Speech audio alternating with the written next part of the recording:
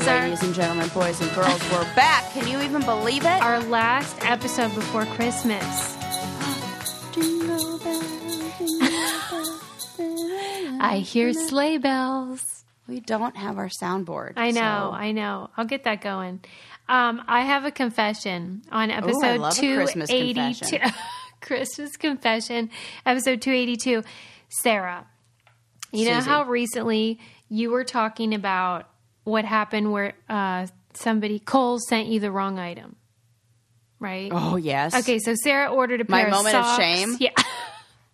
My guilt. She ordered a pair of socks and she got a Under Armour hoodie instead, and Pair she of returned pants. it. Yeah, Pants. Okay, And I got an Under Armour hoodie. So it was like $20 difference. right. Well, Yeah. I ordered a pair of earrings with the Nordstrom gift card you gave me for my birthday. Yay. I was so excited because they're super cute, and they were about $60. And I got the package, and the packing slip said that it was the earrings that I ordered, but inside the package was a $450 ring. Oh, my.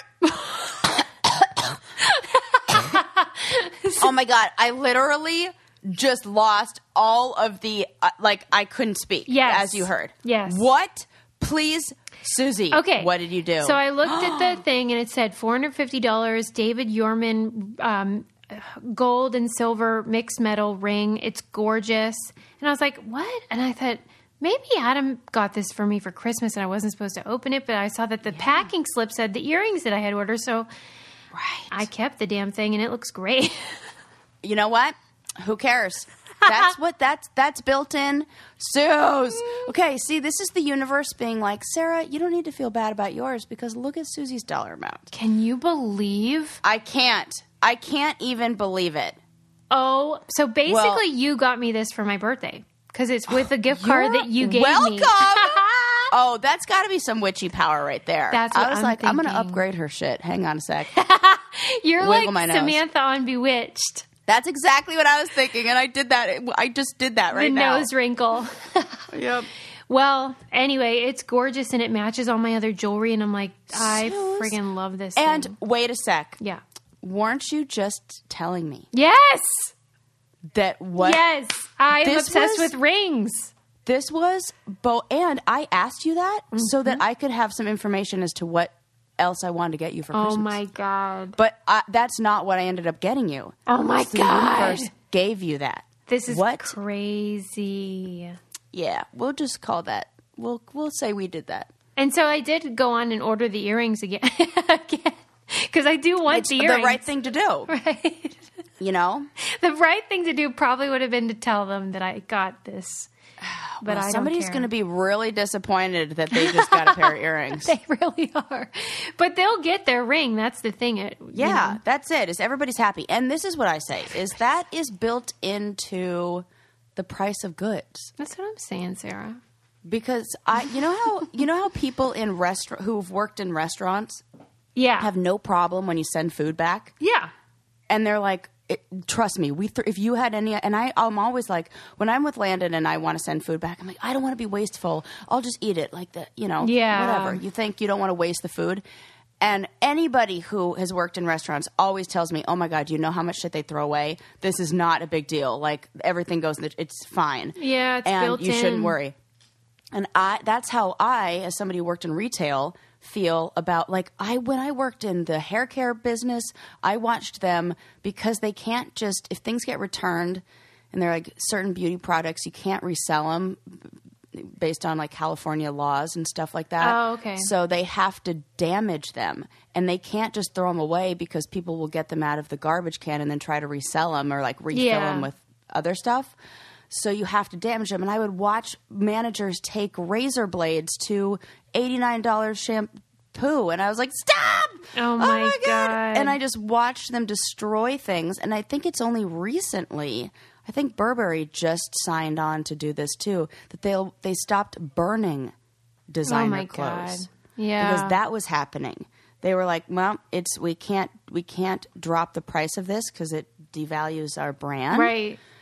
And so we have to destroy it. and that's what they were doing. So I know how the waist is on that side. I'm like, you take that goddamn ring and you wear that, and who cares? I want Dahlia to do a poll on our social media and ask people what they think, because I think a lot of people would think the right thing to do would be to call Nordstrom and let them handle it however they wish. And then they probably would believe that something even better would come your way if you did the right thing. Yeah. What do you think? I think that is maybe... That's hard to do when it's a $450 ring you love. And also what you have to think about is they don't know, and like I always... Well, my husband would tell you that and probably you would tell me this, that your time is valuable. Absolutely. And your time is worth money.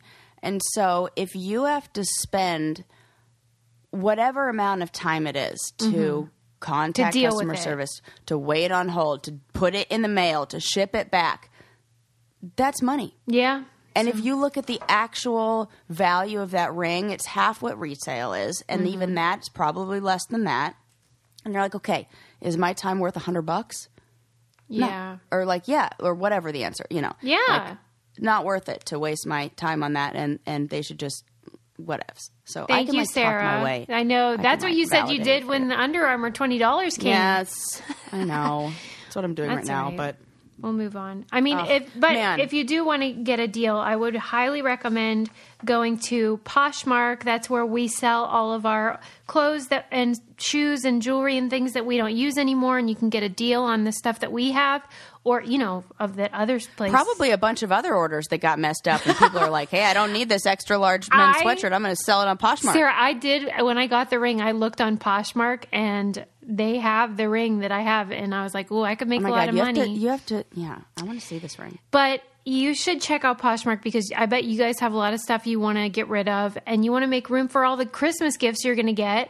So go sell your stuff or make offers on stuff if you want to get a bargain.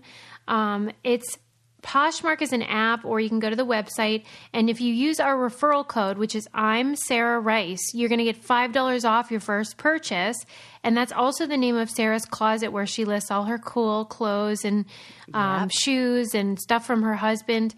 And then my closet is Susie Meister, so you can check out what I have. Lots of clothes, and I'm always listing stuff. Every week I list a couple things, so keep checking back on that. I need to get on that myself. Again, it's I'm Sarah Rice for that $5 off. Right. Well, it is the season. It's a buying time of year. Yeah. Oh my God. I am just going crazy. But I had to go crazy because I was online shopping. I tried to take a page out of your book, Suze. Yeah. And I have a love-hate relationship with online shopping. Yeah. It's like, I would say 70% of the stuff that arrived, I had to take back. That's really weird. I try to take your advice, though. I've bought a lot of gifts on Etsy from small sellers, and oh, yay. I try to do that more than I used to, for sure. If I can get it from, somewhere small, then I will. Yeah. I bought Landon's gift on there, one of Landon's gifts, and his mom a mug that says, "Stressed, blessed, and Chihuahua obsessed." Why does it say stressed? Because that is just, it describes her perfectly. Well, and it just happened to say that. And I was like, yeah, this makes sense. She'll love it. I know. She'll love it. She'll go nuts over that. Oh my God. It's like the best. Okay. So speaking of sort of like buying things at big or small places, there was an incident. Did you read about it at Amazon, one of their distribution centers? Is this about peeing into a bottle? No, but that's hilarious. This was an incident where they have robots and then they have regular people that do the work. And there were robots that accidentally punctured a can of bear repellent. And oh my God! 25 people had to go to the hospital. One was in critical condition. Because the bear repellent is so potent and terrible. Oh my God. Thanks a lot, Steve. Robot Steve. Right. God. He's going to hear from HR. Well, it's kind of like when we talked about the self-driving cars. Like, there are downsides to technology. This is not perfect. You know what? This is that, like, you can replace a person with a robot, but person's probably not going to, you know what? And now that you say that, I bet it was a robot that accidentally gave you that ring in a box. Well, then I am all for it. Yeah. You're because, probably like, that's right. the sorting thing. Yeah. If they can't different. Ooh. It's probably just the same size box or something. Mm-hmm. What the heck? Could you imagine? How pissed would you be? And then you try to explain it to people and they're like, what happened to you? You're like, robots. Right. They're taking over, One man. word, robots. Yeah, and like, what if like the robots are secretly meeting in like their own Amazon break room, and there's like, here's what we're gonna do. First, you stab the bear repellent can. Then I'm gonna use my new little robot claw arm, and we're gonna take over. Well, it made me think of you though, because you're going on a road trip, and I thought, are you taking like bear repellent and stuff like that?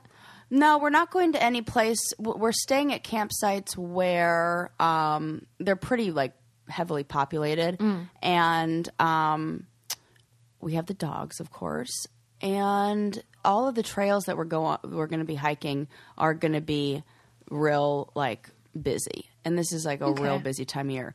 Oh man, the reservation process, like to get these campsites, you would have thought I was trying to get tickets to like Really? Justin Bieber in 2008. Stop it. Why? What is the process? You have to be okay. So they release the reservations online and on phone like 6 months before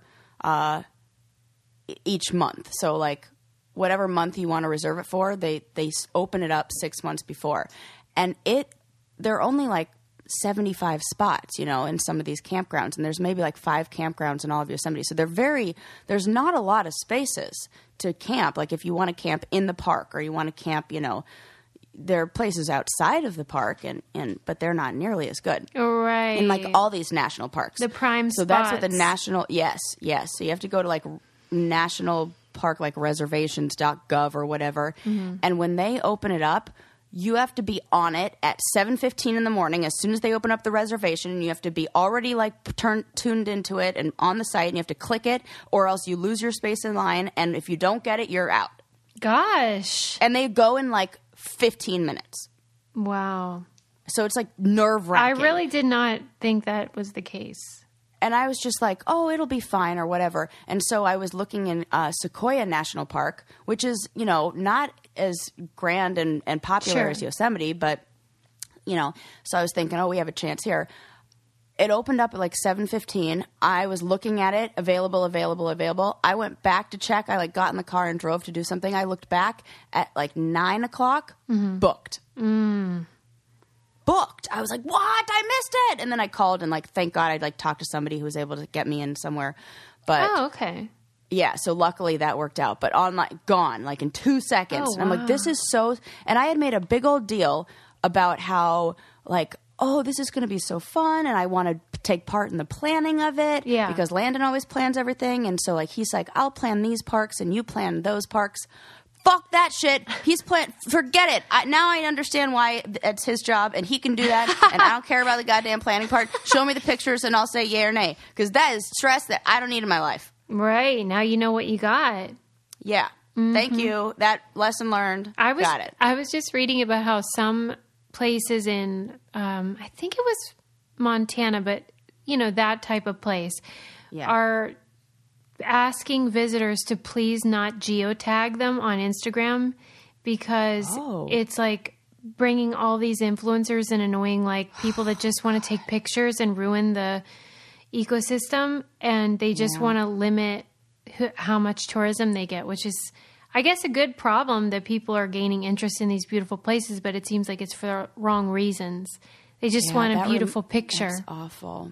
Oh my God. I'm thinking maybe, oh man, I'm like torn. I'm thinking maybe I would do this road trip technology free. No, don't you dare. Don't I dare. That's crazy, right? I was like, what if I just get because we have a nice camera and like use that regular camera. Oh, okay. And like take pictures, do the whole thing, but do it like how, like how it was done freaking 20 years ago, not even that long ago. Yeah. I mean, that could work.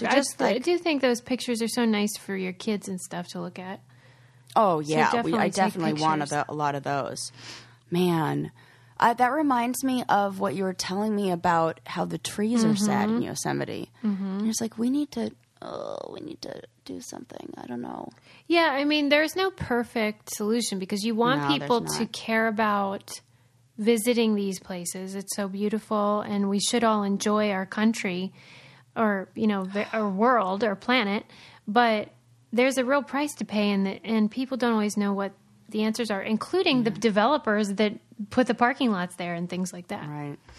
Well, I think it all, I mean, just like everything goes back to like mindfulness, because if you are in it, it makes my mind go to is how everybody says, oh my God, the real world houses are so beautiful. Mm-hmm. And then I told you guys on here that they stopped painting halfway up the walls and didn't screw the screws all the way in. Mm-hmm. And how if it's just for looks and just to paint some sort of image, then nobody cares about the actual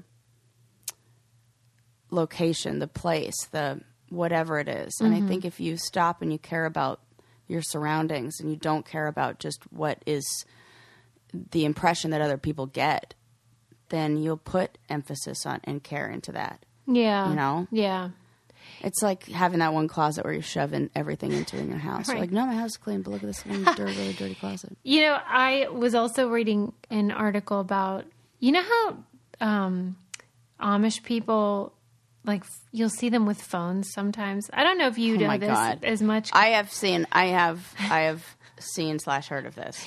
Well, it's really a bizarre thing. And there was an article written about it, and it was talking about how, if they want to work, which they all do, then they really do have to have some access to the internet. And so they've created all these new rules about it, but they do use it. And it, to me, is such a joke. Yeah. Like, they allow it to be like at work, not at home. You can use it. But the crazy thing is, this is surprising to me. Their population is going up. The population in Amish countries up. I can see that. 150% in 25 years. I can see that. I can see it's like a return to. I think it's the same thing. What it falls is that? in line with that. It's the extreme of that jarring and canning and all that kind of movement. Is there a dog near you right now? Yes. Yes. That dog. I'm like, is that? You know what? They snuck in. I thought it's either Santa with his sleigh bells or a dog. Yeah, they snuck in, and now they travel as a pair, and they're always like double trouble. Double trouble. But the Amish people claim that the whole point of no technology is to encourage restraint and togetherness as these core principles, and so as long as they can maintain those principles, then it's no big whoop. But I'm like, really? But okay. But like, why do you still have to wear the hat? That's what I'm saying. Or how about get deodorant? Yeah. Like it's just always interesting to me when people embrace one part of technology, but then want to shun others. Yeah, they pick and choose. Like this, but not this. Right. I think everything in moderation and balance and all that kind of stuff, and knowing like intention, like we always talk about, and be in the moment. But if you can do, I don't know, I just feel like if you're going to go ahead and use zippers, then whatever. Change. You can get new clothes and stop wearing the damn hats. Yeah, like what what does it represent? Like what is I don't know. By the way, this is Susie talking, not Scholar Susie, because if I were talking about the Amish in real professional setting, I would not be saying this stuff. Yeah. But I get that we should have a disclaimer at the beginning of this. Like, none of what they say on here is a reflection of any of their professional work. Sarah is not a therapist, and Susie is not a doctor. Well, she is. But at this point, not, She does not have her scholar hat on, that's for sure. She's not wearing that scholar hat.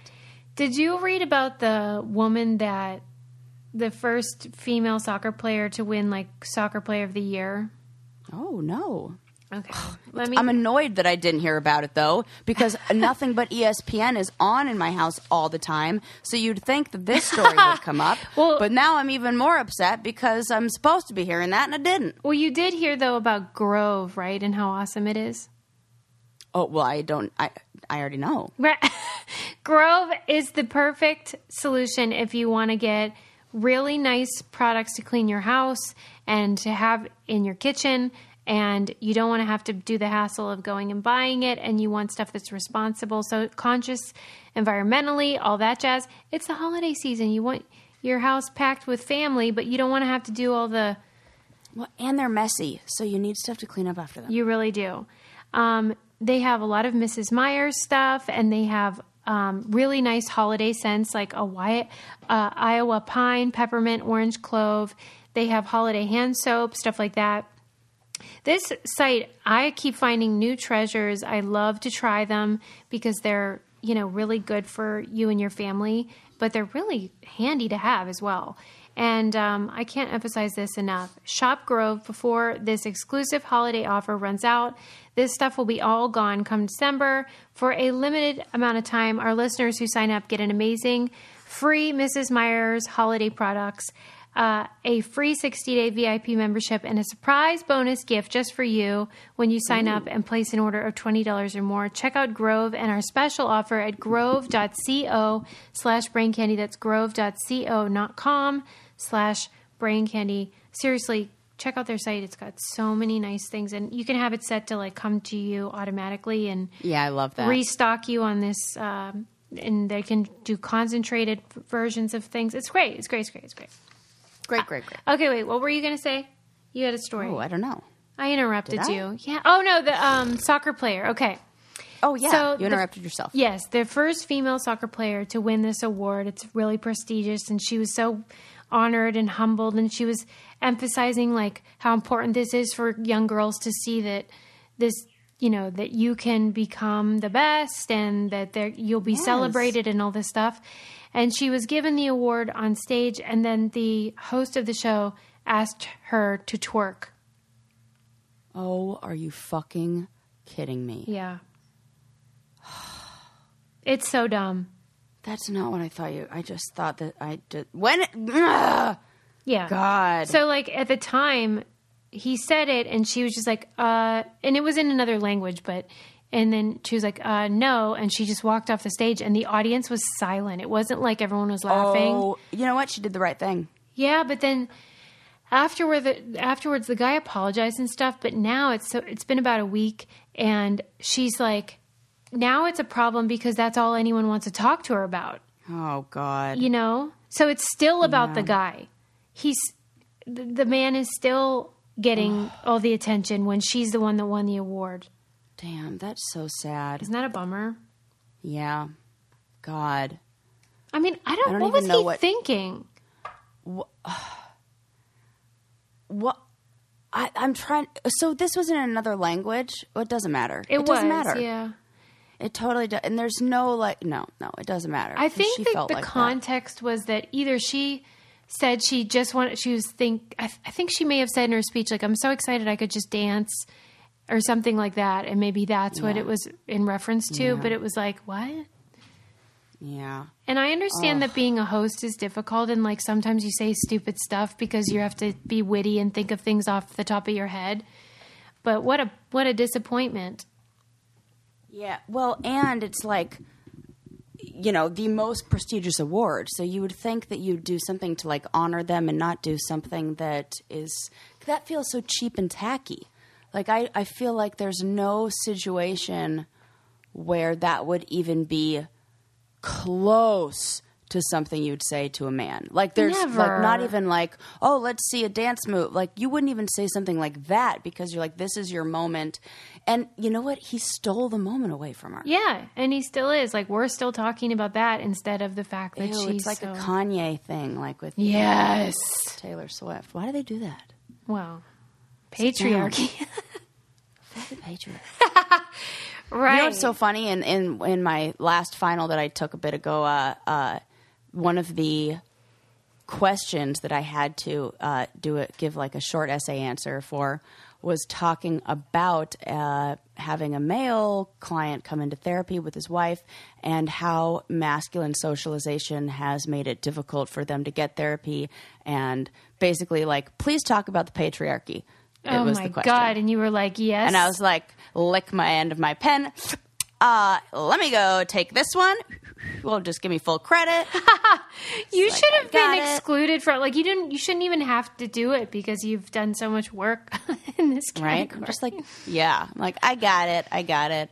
Oh but it was really interesting to see, to learn. And there was like a research article where somebody identified the types of, like, what do they call it? Hegemonic stereotypes or hegemonic masculinity, like these dominant discourse of like what men are taught. And it's like, don't be a sissy. Yeah, so that's one of them. The big wheel, which is like always achieving and always be chasing. The strong elm, which is like never show weakness and always be like steadfast and strong. Give them hell, which is react with violence and aggression. And there's one other one. I can't remember what it is. But anyways, those are like the types. And it's how now what's happening is like we're asking men to be more sensitive and be more in touch with their emotions.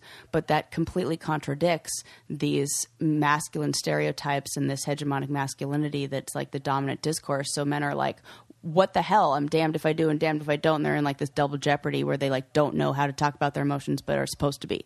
So, yeah. Well, anyways, you know, gotta help them. We sort of joke about how we talk about patriarchy all the time. I wish we didn't have to. Right. Which reminds me, should we talk about Neil deGrasse Tyson? Oh no. What'd he do? What happened? Oh my God, Sarah. I don't even know yet. Please. Ooh. Like 4 women are accusing him of sexual misconduct. Dude. 1 rape. No. What? Yes. Holy fuck. I'm so disappointed. If somebody takes Jeff Goldblum away from me. There is always that fear of like Tom Hanks or like someone that's so Please great. Please don't ruin them. Please. What the actual fuck? Like, ugh. Literally. Yeah. Yeah, no. So the rape accusation, though, had been around for a few years, and she went to, I believe, grad school with him. And you should read his, like, you know, quote unquote apology or whatever you'd call it, his I guess, statement, where he says, you know, I forget if he said that they had a consensual relationship or whatever, but he points out that she's no longer like in astrophysics and how she like is interested now in like woo-woo stuff, like astrology or whatever, like witchy stuff. Okay, so he's trying to he's trying to delegitimize her and be like, yeah, she's crazy. And somebody pointed out, like, why do you think she left the business? Why do you think she might have?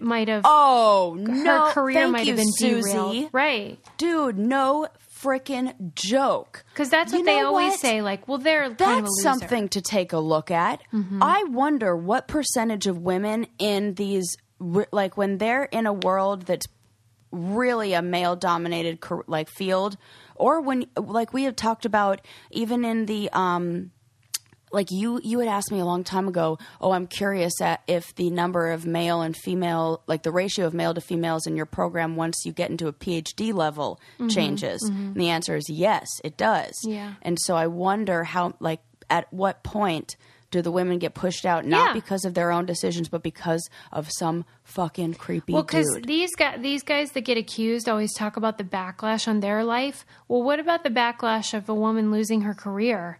And or like just not wanting to do the thing that she was passionate about. Yeah. That's even more fucked up. His explanation made me, like, you know, not like him. Oh, no. Because it was just sort of like, I invited this girl to my house for wine and stuff, and I do that with everybody. I'm just a friendly guy, and I'm just like, I don't know about that. Okay. But we'll see what happens. They're investigating him. Yep. Well, you know, I'm going to listen to her. That's how it goes. Yeah. Yeah, but it's hard to be on that always side. Disappointing. And you just, my husband was like, I'm surprised when there's not an accusation against these guys in the entertainment industry because there's so much opportunity to exploit their power. Yeah. You know, and fame and all that stuff. Yeah. And then it goes, you know, it's like it goes to their head and they You know, I see how some of these guys, I just think back to the challenge and how the guys like are on their first season and how they go, like, you know, when I used to do the club appearances and stuff, and I would see even the guys from my own season, I saw what they were like when nobody knew who they were. Yeah. And I saw how that changed when they knew that anybody would sleep with them just for who they were. Right. And we're not even like actual celebrities. And we're like nothing. Nobody's, you know. Like, I even felt a little bit of that, where I could get any guy for that reason. Well, yeah. It does change things. And that kind of that fucks it up, man. And, oh, God, it's messy. Something that's changed the way that I look at money, though, is the Robinhood investing app, which is an app that lets you buy and sell stocks and options and cryptos, all commission-free. And they want to make financial services work for everyone, not just the wealthy, which I really love. So they created this non-intimidating way for stock market newcomers like me who don't know a lot about what the heck is going on, so they can do it with confidence.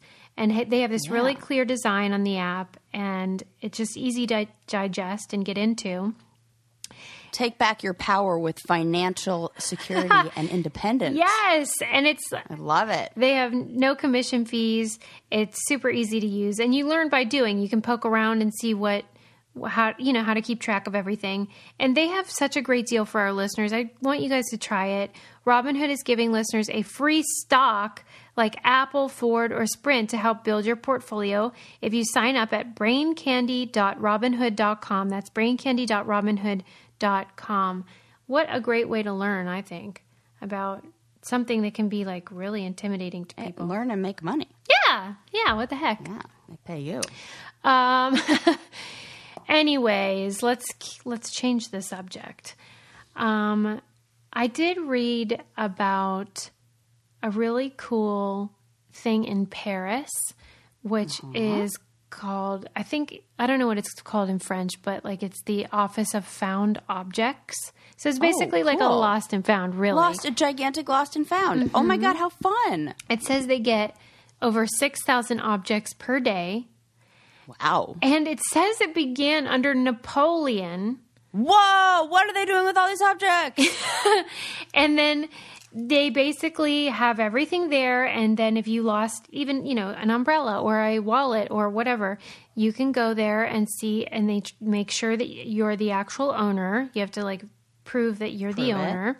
And it's just really cool that they have a system for this. I wish that they had that in every city. Don't you think that's a great idea? Yeah. Well, I feel like I'm trying to think of like what happens with that. Like, what do we do? Well, it seems like let's say you leave it in a cab, then it's with that company. Yeah. So it's not streamlined. So then so what's the central location that everybody turns this in? Did I miss that in the story? Like, where do they go? Do they take this? If you find an object on the street, you go there. Take it where? You go. It's a building. So this is a known thing. Yeah. That they're like, this is the gigantic lost and found for the whole city. You'll get this is where you take. Oh. Yeah. That's smart. And we should have that. They have a system where if it's of this value to this value, they'll keep it for, 4 months. And if it's a higher value, they keep it for longer. And they even have a corner for strange items, like a prosthetic leg or... I love it. I love it. One person had left a wedding dress in a taxi cab. That had been there for a long time. And they were like, wonder why she doesn't want it. Yep, there's a story there. Oh my gosh, everything. It would be so fun to go there and just make up stories. Yes. As to how it got there. And the person that wrote the fun. article was saying that he or she was in the lobby area and was enjoying the experience of seeing people reunited with things that meant something to them. Oh, yeah. And even if it's just your wallet, there's stuff in there that's distinctly you, besides just your It doesn't ID. matter even if it's generic, something that other people have. If it's yours, and you want it, and that there's a sense of ownership. And there's that Joni Mitchell line, you don't know what you got till it's gone. As soon as you lose something, it's there's a sense of, you know how it is with your phone. You know when you lost your phone. There's an urgency about it. That's mine and I need it. You know what's funny is the phone I was like, yeah, it's lost. I'll probably get a new one, whatever. But I am seriously feeling it with my lost water bottle. Where is it? I don't know, Suze. It's been lost for like 2 weeks, and I feel like I'm dehydrated because it's lost. I'm like hoping it's going to turn up somewhere, but I thought maybe I left it at your house. Nope, didn't do that. What kind? Like, is it a certain kind or a special kind? It's like and then I looked for like a week to find the perfect one that was the most ounces, that also fit in the cup holder, that had a sports straw, not one that you have to unscrew the top on, and that wasn't $1 million, and I lost it already. I had it for a fucking week. Sorry, Linda. That's really weird because you only had it for a week? Yeah, and I'm like not somebody who loses things. Like I can count the number of things I've lost on like one hand. Like I may misplace them, but they always come back, and I always know where I left them, and I don't ever, even things that have gotten stolen have somehow made it back to me sometimes. What? I wonder where this thing is. Yeah, once I had my purse stolen in New York City at a club. And then that happened in Vegas with us too. Remember? No, that was not stolen. I left it in the bathroom. Right. Yeah. And then I went back and it was there still. Right. So lucky me. But in New York, somebody actually swiped my purse. Oh my God. And it was a Gucci bag. And you got it back? My mistake. Well, no, I didn't get the bag back, but what I did get back, I was more upset because I'm like, holy fuck, I'm in New York, my wallet's gone, and I have no ID. How am I going to get back home? And I did not want to hassle at the airport and all this shit because it was like from one of those MTV reunions, so I was already agitated and wanted to go home. And I get an email, like I check my email somehow, like at the hotel, I don't know what, like to try to probably go to Wells Fargo and get some money. And I checked my email, and somebody had found me on Facebook and contacted me they were from NYU, and they found my ID on the street, and they recognized me from the show, and they found Googled me and found my Facebook and sent me an email through there. So I got my ID back. I just had to walk 1,000,000 blocks to get it. That's awesome. But I freaking got it back. And you would have thought that they were returning like a child to me. I was like, oh my God, I thought I'd never see it again. Thank you so much. Thank you. And somebody, I'm like, wow, that came back to me. Thank you, universe. But not the bag. Wow. Yep. Is it because you leave your purses around when you're at bars and stuff, or what? Well, I don't do that anymore. I learned that lesson the hard way. I have learned a lot of lessons the hard way. I don't leave anything valuable out in my car that can be seen. I hide things, like I bury my purse underneath the seat, or like if I have to leave it, all that. I take every precaution, and people are always like, oh, you're so worried. No, it's because I've actually had shit stolen and all this stuff, so I take every precaution. School of Hard Knocks Risk over averse. There. Yeah, that's right. That's Risk how I learned. Averse. Yeah. Wow. All right. Well, what about you? Have you lost something? Like, do you think of something that comes to your head when you feel like sad over something you lost? The one that always comes to mind was from when I was like 12 years old, and I had a little change purse that was it looked like, that yellow famous smiley face from the 70s. Yeah. It was like that. And I had put $40 in there, which was all the money I had in the world, like from birthday and everything. And it just got mixed up in with our Sunday paper and got thrown out. And so I knew what happened to it, which actually is helpful because there's nothing worse than when you keep looking and you still can't find it. Yeah. At least I knew what happened, but I thought, I cannot believe $40. You knew in a second that it was thrown out with the newspaper. You were like, yeah. Pretty quickly, we were like, oh, we see what happened here. But that's why I'm curious about your water bottle, though, because I feel like, you know how people always say, where's the last place you had it?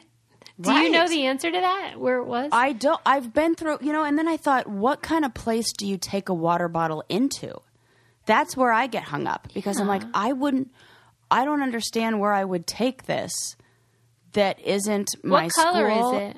Black. And this is the most annoying part in the whole universe. There is a section, why I was like, ooh, that's a fun water bottle to get, is it's all black and there's a little white rectangular square that's like built into the, bottle or whatever. It's like on there, painted on there. And it's for you to write your name on. Oh. And maybe a contact information so it doesn't get lost. And I told everybody in my clinic, I was like, look, it even has a little place to write your name down. But you hadn't done it yet. Nope. I think I was like, I have to get the perfect pen or something dumb like that. I'm going to predict that you're going to find it. That's my prediction. I believe this will turn out. Thank you, Suze. I'm really hoping that you just put that out into the universe. I'm like checking the lot.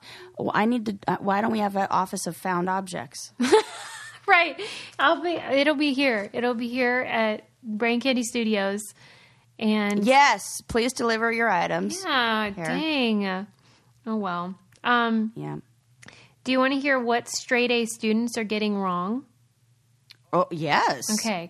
Gosh. There was an article in the New York Times about how straight A's, like getting all A's is not a good predictor of whether you'll be a successful person in your career. I know that to be true 100%. Yeah, right? Me too. Yes. The article said that career success is rarely about finding the right solution to a problem. It's more about finding the right problem to solve, which I thought was very interesting because they were saying that people that are obsessed with getting all A's are just about usually like memorizing information and then spitting it back out, which isn't really about creativity or finding the right problem to solve or what needs need to be met. And then that straight A's requires conformity, but success is usually about originality, like having a really good idea or whatever. Mm-hmm. And then it also pointed out that people that are... I love this. This is really an argument for my... approach. College, yes, approach to grad school. And they said that if all you care about is having a perfect straight A thing, then you're more inclined to take easy classes. So you might not be learning as much as the person who maybe got a C but took something really challenging and taught them a lot in the world.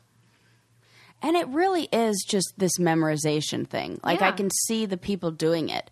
And then afterwards, it's like they have no clue what, like it doesn't translate into...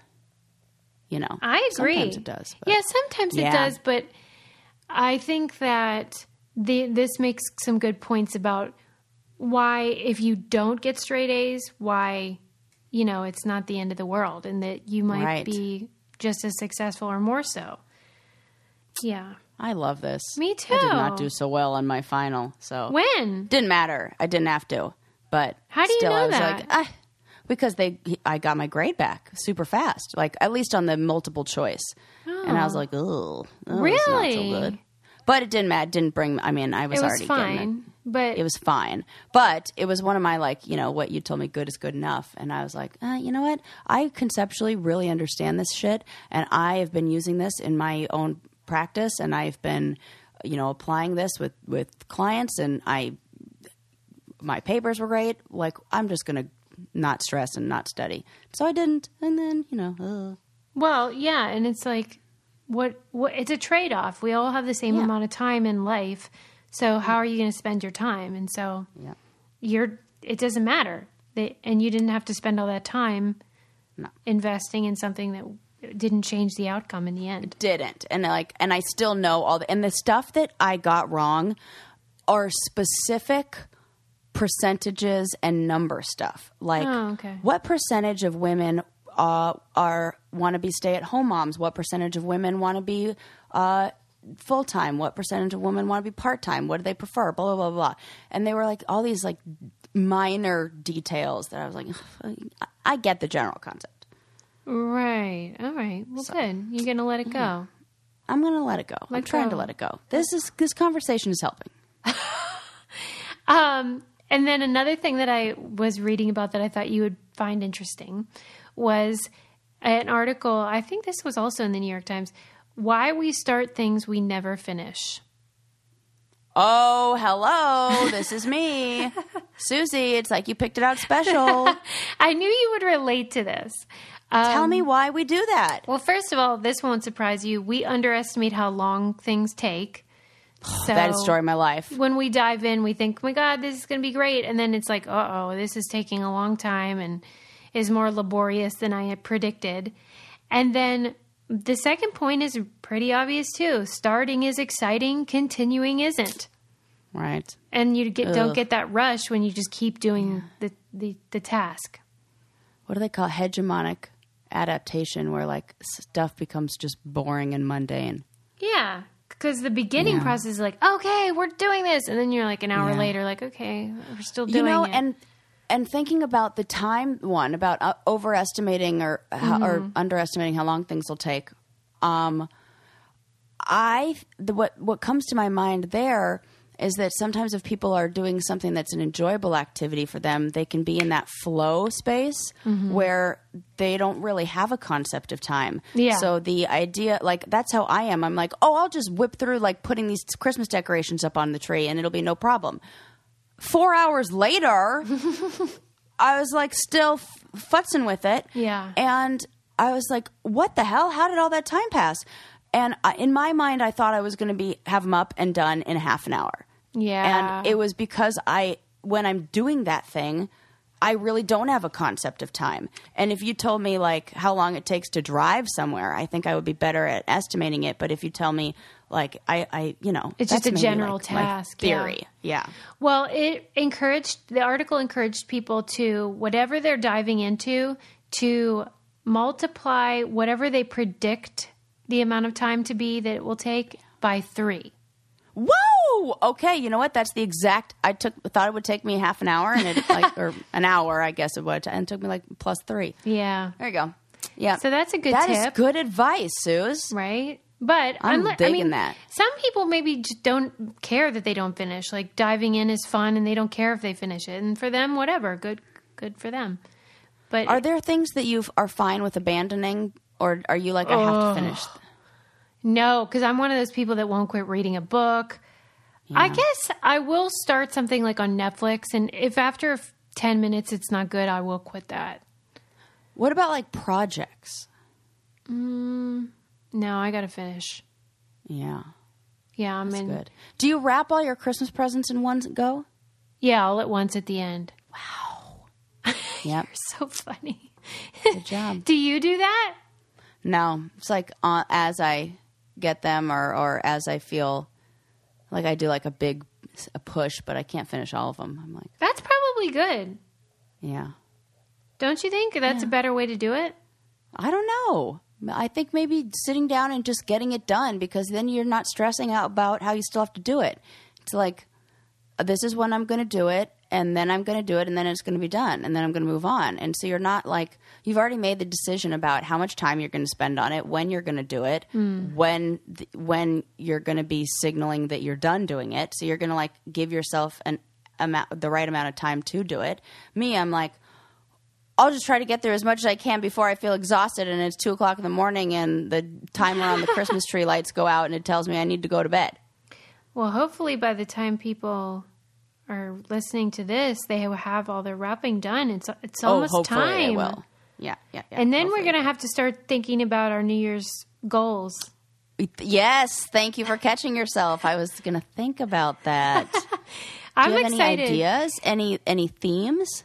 No, I'm going to start thinking about it, though, and decide what I want for the coming year. So, like, maybe when we reconvene on our next show, we could maybe go over some options. Do you have a clear vision already? Not a clear vision, but I need it to be in the category of self-care. Oh, okay. And I'm interested in like a self-care schedule. Bridging those two things. Yeah, I like that. I think a lot of people have that same need. Yeah, like you need to do it, but it doesn't become a priority. So how do you prioritize those things? It's like that axe, the axe, like wood chopper analogy about like, have I told the story on here? I think you did, but it's worth mentioning. Yeah, about how like, there was like a race of, 2 wood choppers, and one kept taking breaks all the time, and he was like an old man who did it, and at the end of the day, against like the young man who never took a break and kept going and going. Yes. And at the end of the day, they checked the piles, and the old man had beat him by like 3 times as much. And the guy was like, you just take breaks all the time. What the heck? How did I lose to you? And the guy said, well, every time I took a break, I was sharpening my axe. Right. And made it better and sharper and more efficient. And so it's like, how are you sharpening your axe to take a break so that you're not just go, go, go? And I got to figure out how to sharpen my axe, but to create a schedule around that. So if any of you listeners have ideas. Ooh, that's a good idea. Let's crowdsource that. Crowdsource my self-care and creating a schedule around that. Because I've been trying for 30 plus years to figure it out, and I can't, so I need help. Well, in the meantime, I wish you a Merry Christmas, and to all the listeners, I wish them, if they celebrate, Merry Christmas. And I hope that people have a restful and peaceful holiday. Yes, and to all a good night. And leave us a 5-star review. Don't be rude about it. Yeah. And we're off the hook, All Sarah. right, guys. We love you. Bye. Merry Christmas. Merry Christmas.